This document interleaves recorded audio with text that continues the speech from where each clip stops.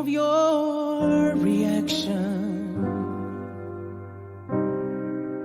I know what I've done was wrong. I chase a new direction in my life. Olá a todos, sejam bem-vindos a mais um Come Chat With Me, Let's Drink Away. Ao contrário do que é normal, este episódio do Come Chat será maioritariamente em inglês, porque tenho a honra de ter junto a mim multi-facetadas na produção de música e composição de música da Suécia, Ylva, Linda, Persson... sorry. Let me correct myself before I make a mess. Ylva and Linda Persson. Yes.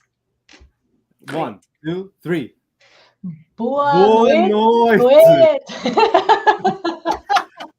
Yeah, exactly. We've rehearsed this 30 times. 100 times. As you can tell.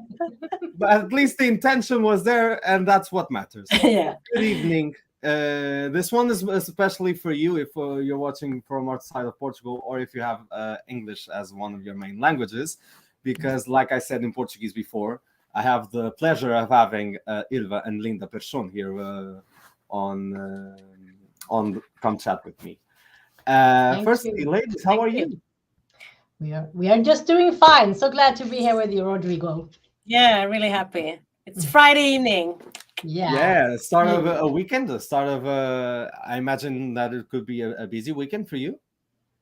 It will be a calm week, and maybe we'll work something with music. That's what we have every week, I guess. But nothing special this week. Just next week is more busy. Mm-hmm. Okay. Yeah. Anything you can jump in advance? Any details? Any crumbles that you can share with us here? Yeah, we have some family stuff coming up that week, but we also have a great session with a new artist that we're going to work with next week. So we're looking forward to that. But then it's family, both party and funeral. So it's a little of everything next week. Mm-hmm.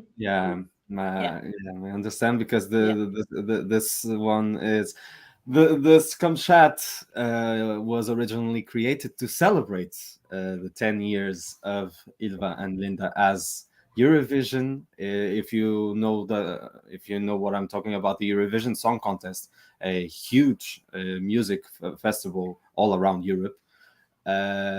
These ladies have been composing music to compete for Eurovision for 10 years. They've had more than 60 songs competing in 18 different countries.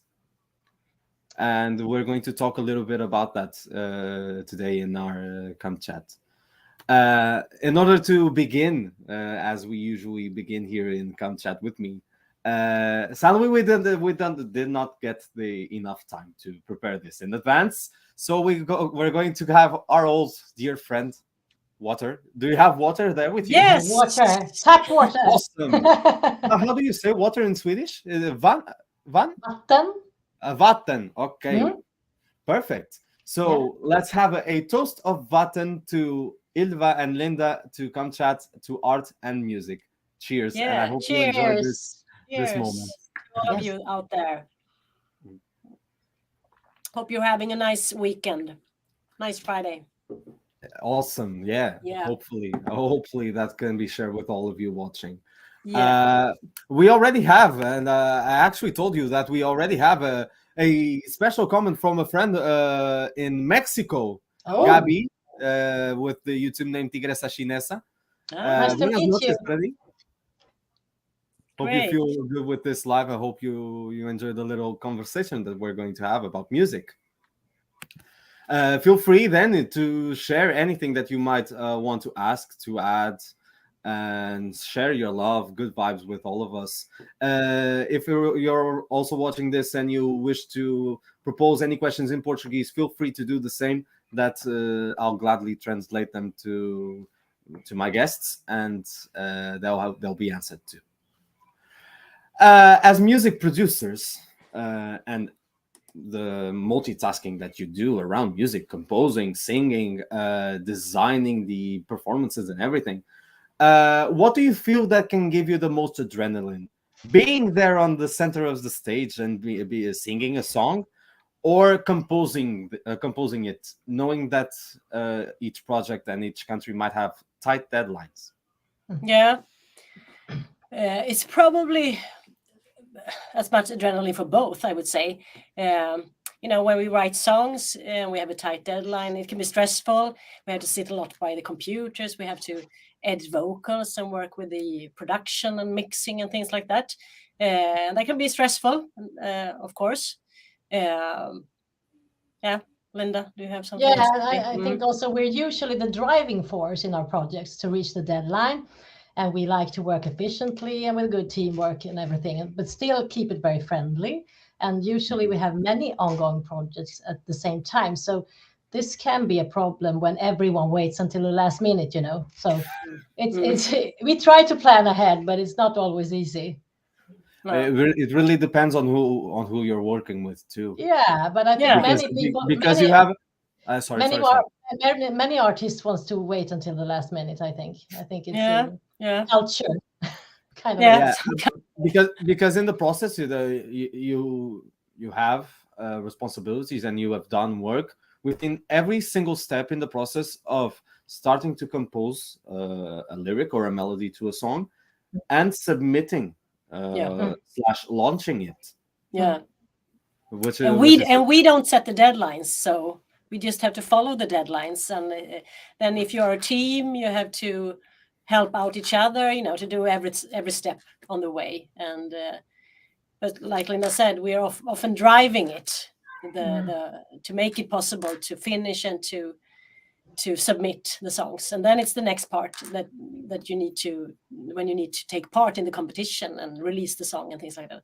But then when you also asked about the stage, when we are on stage, and of course we are also singers ourselves, so that's also adrenaline, because you need to prepare a lot. You need to do a good show on stage. You need to take care of your voice and your body, but you can also get a lot of energy from the audience when you sing, and that's of course nice. But it can also be quite intense when you are on stage, and you need to reach out for that. And we are quite highly sensitive persons, Linda and I. We like to sit by the computers to work as well, but we also like to be on stage. But sometimes it can be a bit too intense with all the energy. So it's both positive and negative. Yeah. Like I said beforehand, in the 10 years you've presented yourselves with 65 songs in 18 different countries. Which means that you must have been behind a lot of projects, and you must have a lot of intense times in your lives.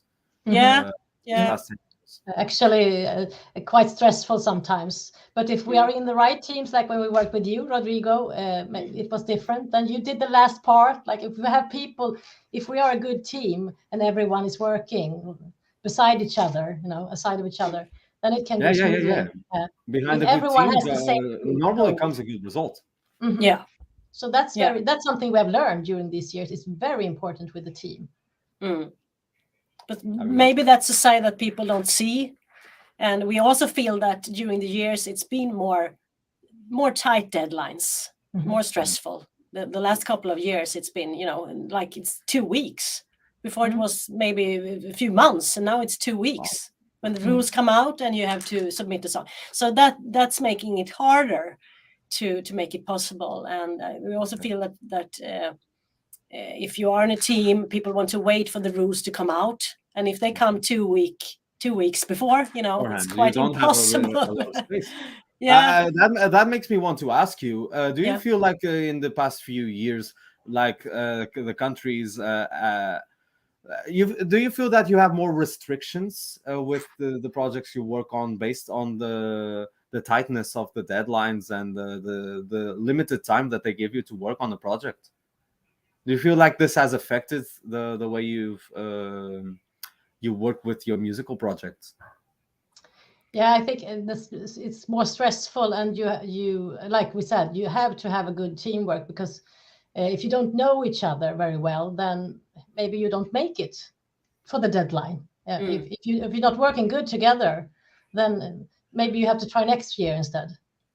I mean, it's well, all things must come together for things to work out. That's so important. Which is harder if the people that are aside you in the projects also like to do things at the very last minute.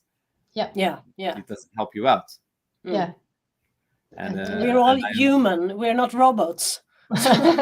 So maybe we need a robot to help us. Maybe that could help us. Maybe we can do AI.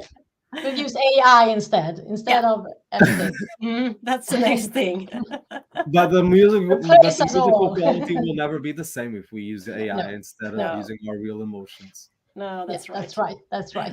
But we do what is possible, and that's why we reach out. We try to reach out early to other producers, composers, and artists, and as we want to start early with song and do something good and have the time. But then when we have to, when the rules are out late, then it's hard.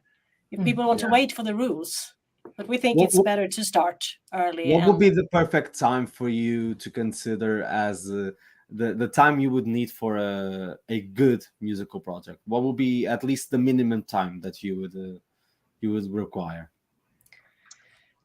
That's hard to say because it depends on. Do you have like an embryo of a song or no song, like from no song to? From no, you can answer on both spectrums. But for example, if you don't have, for starting from the creation of a lyric and a melody, from having no song at all into sending it, into submitting. Yeah, I think we work differently. Usually we have song ideas that we made ourselves from the beginning, some kind of idea with melody and lyrics and like an arrangement, at least some production. Usually we have that when we start the first cooperation. So it's very seldom that we start from zero, but then I think it could take up to a year sometimes and maybe half a year would be it's starting to become more like half a year if it should not be stressful, and that's a lot of time. I think that's maybe 3 months or something would be more suitable. I think maybe because we are quite fast, Ylva and I, when we work. Actually, I think half a year is a long time. Why must it take half a year? I mean, if you sit in a session, it could take 4 hours to finish a song. So it depends on a lot of things. Really. You really come to think about. You really come to think about. You say that you can compose a song in 4 hours. Go into the studio. Why does it normally take so long in a standard process of submitting a song? And the overall work, I believe that some people that might not have had this idea now really understand and can give more value to you as composers and as such a fulcral part of music composition. They can really value more for the hard work that you go through. I think it's important that it becomes visible to people, because people only see the end result usually. Like for example, you see it on Eurovision, you see everything just there on the stage, and you don't see the process. I think it's important to understand. But sometimes we had an artist. She said that people don't want to understand. Maybe they just want to see the end result. They're not interested in the work, but we are, as composers, of course, and interested in the process and changing things for the better. For us, it's important to have less stress and to be. That's why you got there in the first place. Yeah. So, but I think many people just want to watch and enjoy, and you should be able to do that too. Yeah, if you want of course. Yeah. Let me just share here some love that we're getting. Un gran abrazo. These comments actually come from a couple. This might be like an emoji from a couple of great friends of mine that are originally from Venezuela in Latin America, but they came to live here in Portugal near where I'm from quite some time ago, and I became great friends with them because they are also artisans. They are also fans of art. Ah, And nice. funnily Great. enough, this last comment here really says, and I believe you can get this moment to explain a little bit of how it's so special for you to be working together. Because Angelina says here, "Esas chicas son igualitas," which means these ladies are exactly looking alike. So you can tell her. You can tell her. Well, bien, Angelina, and for everyone who might be watching, Ylva and Linda are twins. Yeah. You're identical twins. So Yes, exactly, Yeah. identical twins, because we have to have that distinction. But we're not sitting together today. We're at no. Linda is at You're her not? home and I'm at my home. So Oh, really? Yeah. But we're different but places. but it seems so interesting because of your backgrounds. They are pretty much yeah, the they are same. pretty. Yeah. But mine is Wearing the gray same and Linda outfits. is I have black. Ah, okay. So, but you can see maybe the light is not the same. It's not Wow. exactly the same. Yeah. I- But we I- try I- to my friend dress Angelina- the same and look the same Yeah, as much as we can. Yeah. Well, was this something that you were used to when you were growing up? No, we didn't like it when we were younger, but now it's just fun, and it's good for our image. Now we are two. We are twins. We are Ylva and Linda, twin flames. So Exactly. now we like it Yeah. much more. We Yeah. use it instead of not liking it. And actually, for people wondering, maybe 7 minutes between us. Usually, that's a Wow. question we get. Ok, to explain em português, Ylva e Linda são irmãs idênticas que trabalham juntas neste processo de música há mais de 20 anos, como compositoras para a Eurovisão há 10, e elas estão agora a dizer que nasceram com 7 minutos de distância uma da outra, que realmente torna isto também muito especial. And Angelina here is saying that you are very beautiful. Oh, thank Oh, you. thank Thank you. So sweet. Yeah. She is too, and she knows it. Yeah. Now, taking this into the now, especially because we already have here people from Venezuela, from Mexico commenting. Yeah. Let's talk a little bit about the culture, because you're from Sweden, and Swedish music has quite its popularity in the world. But I understand that one thing that impressed you the most about Eurovision was the fact that this brought together so many countries and so many different cultures. Why did you first decide to start composing for other countries? Yeah. I think we started watching Eurovision in the 80s, so it's quite some time now, and we've always been interested in languages and cultures and rhythms and things like that. We actually learned many of the songs by heart. We just followed the languages and sang it, and did our own performances and things like that. So it's been natural for us to be curious about this. Could you give some examples for the people maybe watching, so some people may recognize at least the older entries? I would say that when we were younger, I think we found favorite songs in different languages. It didn't have to do with the exact country to do or the language. We just followed we learned the language and sang it the way we understood it. And the way we heard it, it was just fun. I think, like, you are interested in languages too, Rodrigo. You have maybe you have a natural talent to listen and hear and just follow the language. Yeah, because this was also something that really attracted me to Eurovision. The fact that this is especially why I say that some of the best contests for me are the ones from the 80s and 90s. Because at that time, most countries sang in their own languages. Which made the contest really, really special. Yeah, it was very, very special. Yeah, and also, I don't know, but we started watching Melodifestivalen, the Swedish Eurovision, and Eurovision, I think maybe the same year or the year after. So it's been natural to just follow everything. And this was the kind of music that we liked and we are inspired by today as well. So, I think another reason with why we like to work with people abroad and were interested in cultures is because when we were in our teens, we had pen pals. We wrote letters. Before internet, you wrote letters. What? No, the concept pen pals, yes. Yeah, pen pals. We had a lot of pen pals around the world, all over the world, not only in Europe. Yeah, in Africa and everywhere. And how did you get to meet? We just started writing to people. I think there were small booklets that were passed along or sent called by post. Yeah. So and also a pen pal club. I used to have a pen pal club too, a magazine that I published. And so we got to know. It just happened. People were interested in those days when internet wasn't there. So people wrote letters. That was how they wrote. Yeah, and also that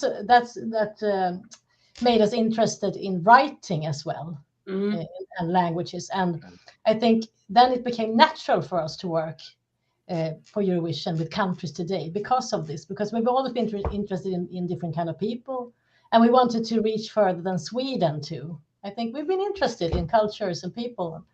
Wow. Can you mark one of those experiences that for you were more special from the times you had the pen pal clubs, special letters for? Can you at least give some examples of some of the transmissions that you sent that became more special, or that were sent to the most further possible? I had a pen pal actually in England who was also interested in Eurovision. That was really special. I just happened to be there. I don't know. Actually, it's quite weird. How could you find these people when you ask about it? I don't know really. Wow. But it was we found them, and maybe because we had the similar interests. So I think we had pen pals in many type of people. I don't know. It wasn't this one was from very interested in Eurovision, but I remember I wrote a girl in Hawaii. And that was very special. It was interesting to get to know them and to hear about their lives, and they wanted to know about us in Sweden. And so maybe that was very special in those times as well. I don't know, but we were happy, when we came home and got the post and waited for people to write us. I actually when I had a pen pal club, there was a guy in India, in Calcutta, that I was writing to, and we helped each other also with our clubs and so on. And I still have him on Facebook. Sanjay Seth is his name. So that was India, just to name one country. That I don't think that you have to be so far away, even if you live in different countries. You can have similar interests and come together anyway. And that's what we try to do here with Eurovision too. I think that we don't see the barriers. We don't see them. We work together. We do something, music, like you said, universal language. This taste for different cultures then really came to you when you were younger, and in our teens. From your teens, and in a different way, a completely different way from what you expected for it to be now. You being so connected with music and connected to Eurovision, which is all about sharing good music. I think it took us some time to.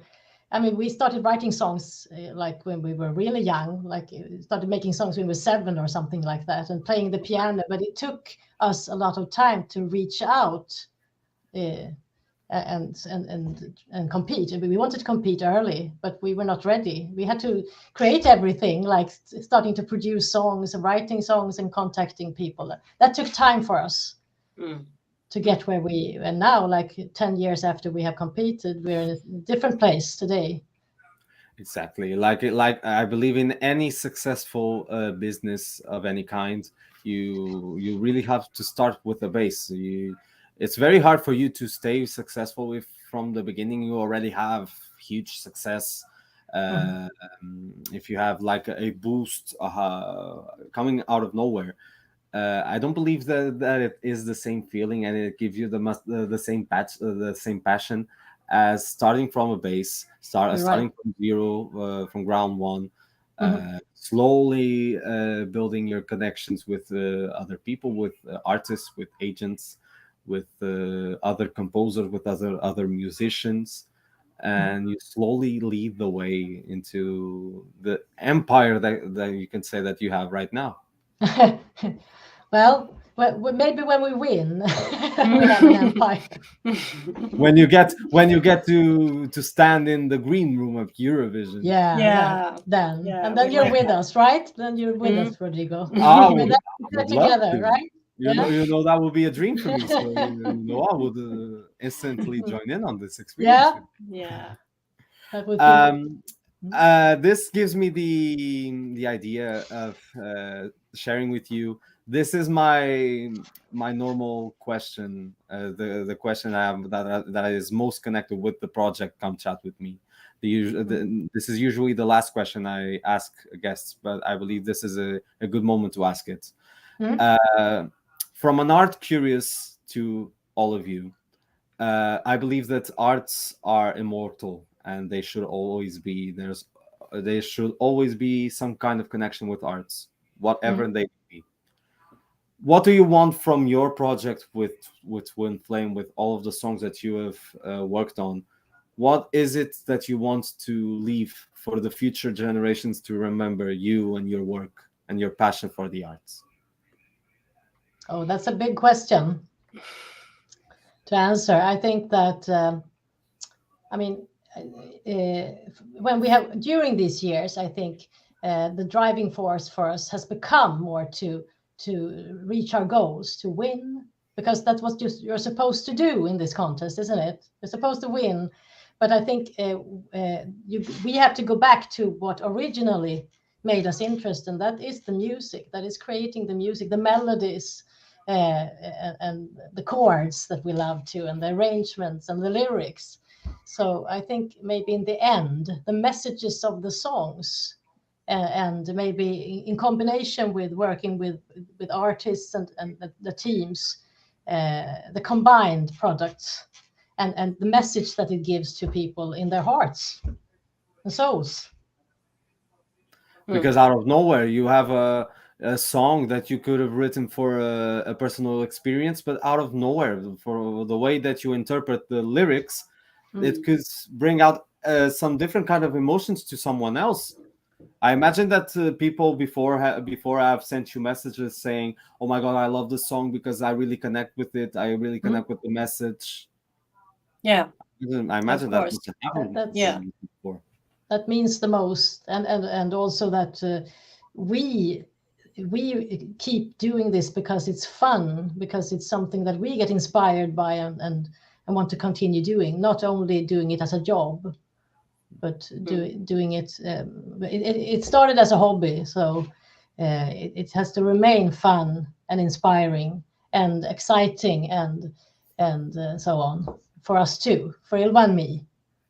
Even though the years go by, we have to make it new all over again. We have to try to find that passion all over. Otherwise, we will quit this. I think it will only become a job, and then Ylva and I will leave this. Sorry, but we will leave it, and we have to we have to find, and then it's very important to have the right teamwork and the people around you and the right artists and everything. And find new ways to work and find a new drive. But I also think what's interesting with this competition is actually that when it started, it was to bring peace in Europe, wasn't it? Exactly. Yeah, and it still is. Yeah. Or is it? I don't know. Is it? But maybe when we started writing music, we weren't thinking about working with all these countries and all these people. Although we love the languages, like we said, and the music and the rhythms. But this has become a bigger thing for us, to meet all these people, to get to know all these people and artists and do something together, maybe hopefully to bring more peace, to keep the peace. And that wasn't the original feeling that we had when doing this, but that's something we can bring with us. And you feel like it has brought you more peace within yourself and within the work that you do, because or at least peace or great experiences with different people from around Europe. And that's very special to have been there when we have, went there and took part ourselves, or went to songwriters, and we met people that we will remember all our lives, that we have done a song just by doing a song together, and that's very special. But yeah, I was thinking about all what happened before Eurovision and all the Second World War and things like that. Exactly. No, but I believe you're right, because Eurovision now really was it's turbulent in the world right now as well. But hopefully this competition can keep that original message to bring peace. And I think that working with different countries in the way that we do, hopefully will bring that, or keep that. No, absolutely. Even though I believe that especially the last few years have been identified by a lot of social pressure, especially on a lot of artists. I believe that if you really stand by what you defend in music and in art, those messages of peace, love, having good vibrations can be kept. Not only for the artists, but also for the composers and for the people who are watching, the appreciators, the fans. But it's all up to us all together to maintain those healthy relationships. Maybe go back to it some more. I don't know. Maybe it's gone a little bit too far. Right. Like you said, if it's pressure, and maybe it's more about reaching the top lists and things like that. I think it would be great if they involve the people a lot more in the coming years, like also in the process of picking songs. It would be great if the people could get involved, not only when voting, when the songs have been chosen, an artist. I think people should have more to say in this contest than they do today. In a way, I believe people do. As I know, at least in the fan community, most people, when they are drawn to an artist that is competing in a selection, they start to follow them on social media, follow their work, listen to other songs that they've composed. And I believe that must have also happened to you. Yes, of course. Yes. You must have gained a lot of fans over the years because of one song that you've submitted, for example, for Belarus. And out of nowhere, the same person who liked that song from Belarus knew that you were sending a song to Spain, for example, and supported you on that, started to listen more songs that you've composed, even for yourselves. Yes, and the other way around too, that we have fans and we start to work with new artists, and our fans go over to those and want to follow the new artists that we're working with. So there's both ways. That's wonderful. But I was thinking more about the voting process and the what's this called? Selection process, because it's very, very corrupt today. Sadly. Sadly. And I think if people had more to say in this process, I don't think people have so much to say, actually. Maybe it seems like they have a lot to say, but they do, but the power is not as strong as it should be. No, that's very correct. That's correct. So things can change for the better. Hopefully. More to do. And when you work like we do in many countries, you see the backside of this, unfortunately. You hear from artists who are quite upset about how things are working, especially with the selection process and the voting process. And they don't want to compete. We get a lot of no's too, because of this, because of the contest itself and the way that it works. But they want to.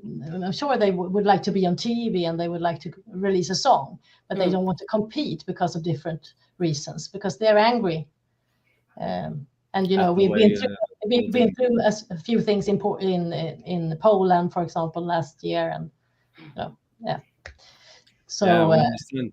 But is it normal for you when you get the no from an artist to compete at the contest?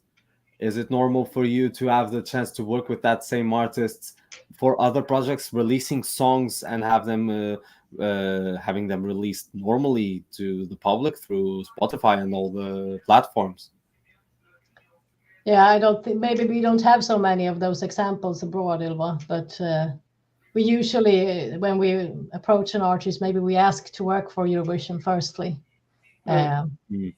But sometimes when we have competed, then we might do another song and release. Yeah. But we're focusing on contest because for us as songwriters, it's most beneficial, actually. Understandable. Mm.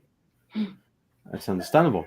As a I've got here some few comments from. Are we getting too serious? Maybe we are.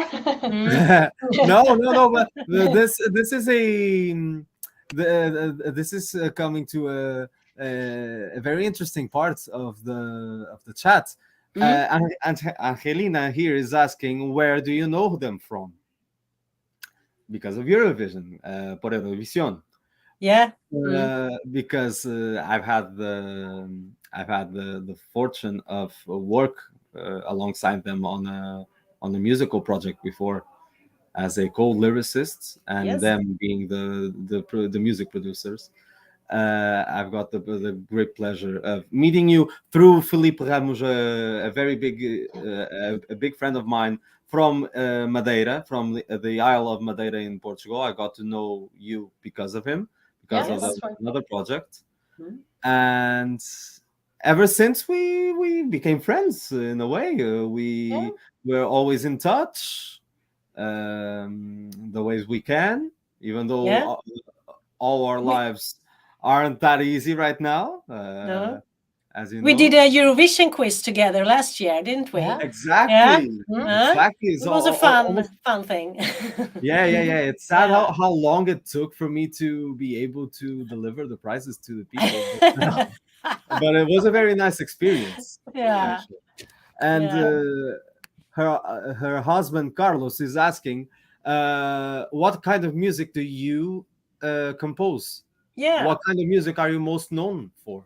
Yeah, I think maybe we should say that we compose melodic pop songs. We like melodies a lot, and like we said before, we like the old Eurovision style songs that we listened to earlier when we were younger, and maybe that's what has inspired us most, and even the songs we write today. But we're also we have expanded our influences, musical influences. So these days, I think we write more pop, country, ethno, R&B, maybe some rock. So we I believe it could depend also on the artist's tastes. Yeah, it's a lot of what they ask for. And we have adapted with the years. Even the Schlager songs is what we love from the beginning. Yeah. So and actually we have what from my perspective was also what's most known in Sweden for music is Schlager. Yeah. From the beginning. How could you, for people who don't know what Schlager is, well, how would you describe it to people outside of Sweden? Yeah, I would like to know the term dansband, and that's, I don't know, that it comes from folk music, I think, from the beginning, right, Ylva? So and it has turned into pop. No, it's not pop. I'm not sure what to call it. Like Eurodance in the 90s. But you have German Schlager. Maybe people know more about that, the traditional German Schlager. And it's part of that. But I think Swedish music is more coming also from other parts, and also that Sweden is a big songwriting country. Yes. But for us, it's melodies, a lot of melodies, and like you have traditional songs in Portugal.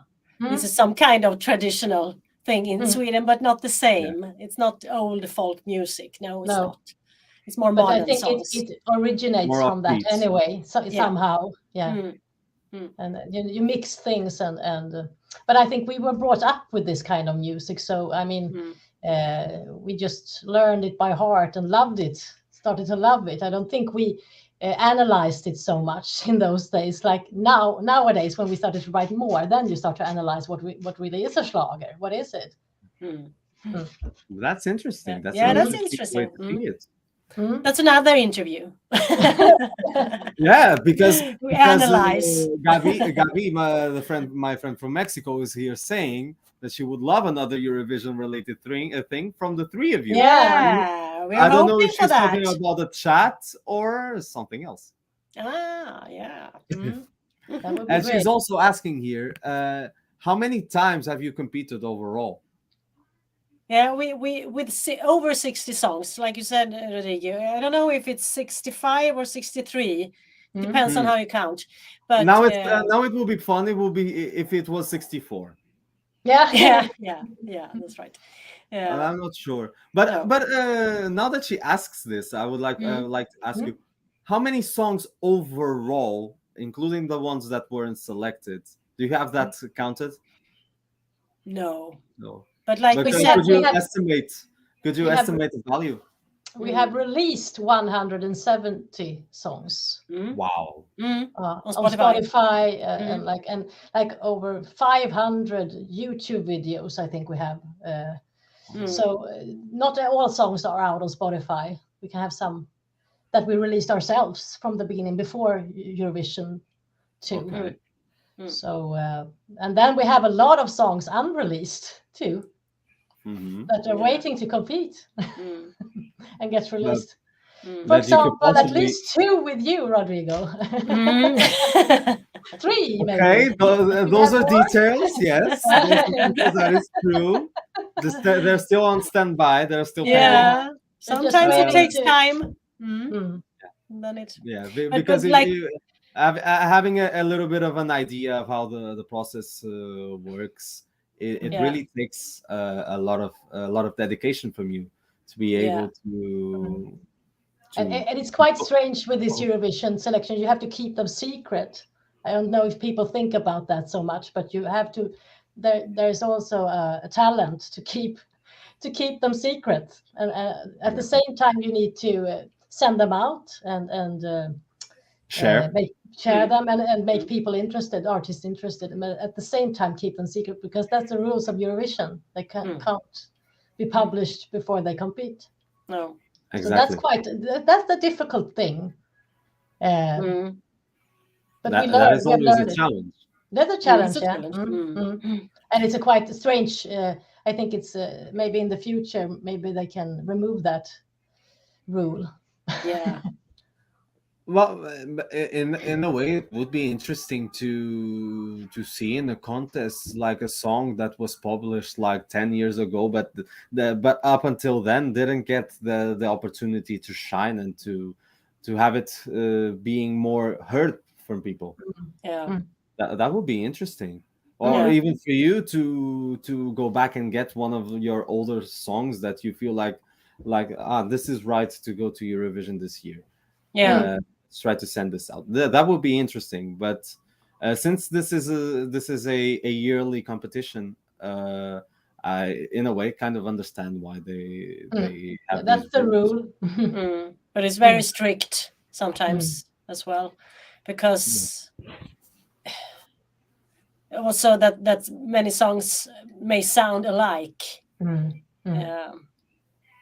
As there are many songs released every day now than what it was maybe 10 years, 15 years ago, 20 years ago. And this is an old contest. Yeah, so Maybe it's hard to tell. It's Maybe it's like we said, we think maybe it's a very strict rule, actually.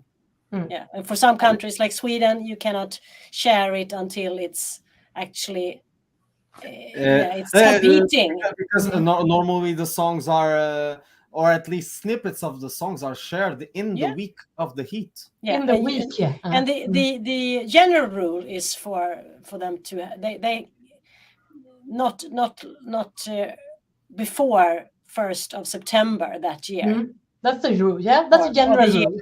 Exactly. Yeah. This yeah, September, if they compete in 2000. So why doesn't that apply to everyone? Yeah. That's another discussion, maybe. Yeah. No, I believe that is applied to every country. That, but that is then- a general rule of Eurovision. then some countries are very strict, not Yeah. like you said, like the Mm. week before, or Mm. so. And in Well, Moldova, for example, that's okay to release it like in Yeah. September. Okay. Because then you can promote the song also. So I think it's, for half a year maybe before you compete. That's Mm. not so bad. Mm. Exactly. Yeah. Today it's much exactly. better when you have all the social media. Because sometimes Platforms if you compete in this contest and it doesn't go well, for most of the songs they don't win, Mm. then if you have the chance to promote it for half a year first, maybe Yeah. things can be different in the contest. So maybe things- Yeah. That's Yeah, an idea. some people can be more tired of the song. Some people can really support it like ever, Mhm.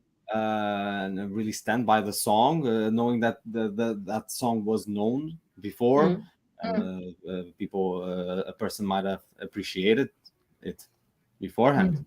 A good song is a good song.